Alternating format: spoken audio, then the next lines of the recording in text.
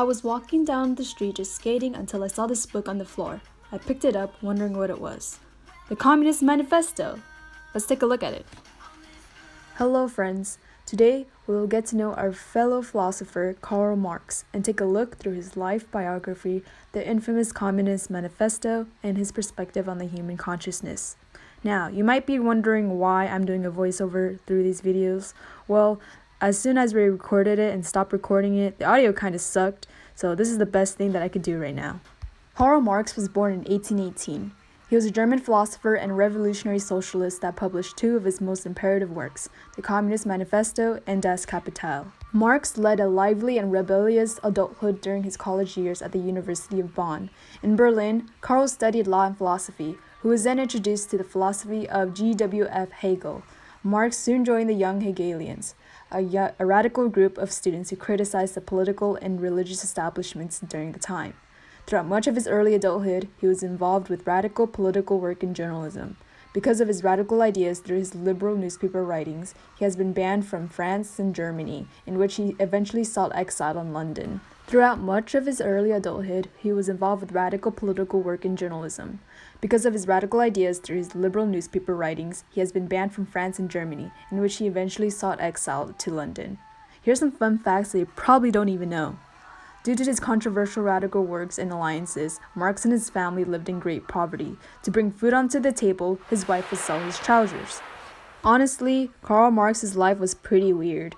I have to say that the most ironic thing is that you had to pay £450 for admission to visit his gravesite in London. So the book you see here, I took the liberty in reading his work. I only read the first two chapters, one of them with the most famed and used quote, "The history of all hitherto existing society is the history of class struggles." I really didn't know what it meant. I mean, I did, but I wanted to look more into it because his writing's kind of weird, so I asked a few of my friends, Emilio and my professor of communism. I knew the life of Karl Marx pretty well, but I want to learn more about his conceptual ideas. So I went to my friend Emilio for help. This is what he said. "Hello, Emilio, what is up?" So I read the first two chapters of Communist Manifesto. Can you explain to me a little bit more about it? Yes, Amy, I'll let you know what I know. So, he starts with a historical reference in chapter 1 that's to build up his bottom-up approach in the argument. You can't cure something if you don't have a diagnosis of it, if you don't know what the problem is, and how do we solve it, you know? Okay, Emilio, that makes sense. So the first chapter of the Communist Manifesto basically breaks down the relationship between the bourgeoisie, or the 1%, and the proletariats, the working class. The second chapter is probably about how the proletariats can dismantle their oppressive system set forth against the proletariats by utilizing a communist economy and rule, right? Basically, that's just the gist of it, though. The beginning of the Communist Manifesto, Marx breaks down the effects of globalization on the human desire. So when you have globalization, you develop desires and wants for materials that were not in our possession before. This is where big corporations have a tasteful desire for drilling oil on foreign land, or the Belgian monarchies exploiting rubber in the Congos, for example.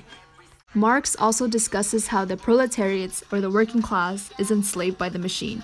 This is also reflective in the argument held by former 2020 presidential candidate Andrew Yang, when he famously quotes, "All you need is self-driving cars to destabilize society. That one innovation will be enough to create riots in the streets. And we're about to do the same thing to retail workers, call center workers, fast food workers, insurance companies, and accounting firms." Marx is in favor of the majority rule. Anyone who does not own a corporation should have power. Armed revolution is the only way.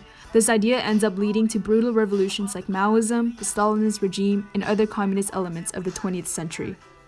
So I wanted to learn more about Marx's perspective on the human consciousness. So I asked a professor of communism and a random person on the internet. This is what I received. Yes. Well, let me consult my notes here. So give me a sec. Gotta read through the old annotations, as one might say. Well, I think that out of his selected writings, I listened through all of it. He just went on about Karl Marx and Frederick Engels and his economic perspective. What I would recommend is you start. He went on like this for an Hegelian hour, thoughts, and I really want to hit the core of the his natural means to order. thoughts on consciousness and human what ethics. I mean by that is that Hegel it wasn't until he thought reached the ending of our interview that he finally talked about it, but only for a brief, like 30 and seconds. then the material directly changes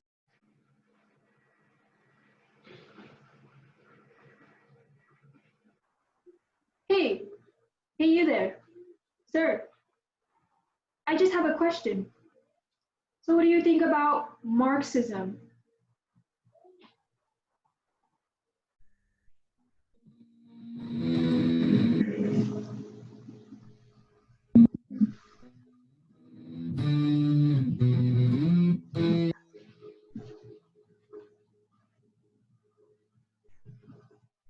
In regards to human ethics and morality, Marx believed that humans have consciousness but are limited and suppressed due to capitalism. When the worker feels miserable due to forced labor, they do not develop any free mental energy. The idea here is that when you carry out an activity out freely rather than being forced, you're able to enjoy it much more. Thus, by dismantling capitalism and exploitation of the working class, we're able to enjoy work much more. And here's some few clips of my friends and I after being unemployed and just freely taking on the streets. 150 years later, Marx's unconventional ideas would still linger onto the modern world. Taking a look through historical materialism, a concept that Marx believed materials affected ideas and history, we could see a political and economic change in our current times. The material, being the coronavirus, sparked the working class to acknowledge their class struggle. Through this awareness, we would see Marx's prediction through historical materialism come into reality.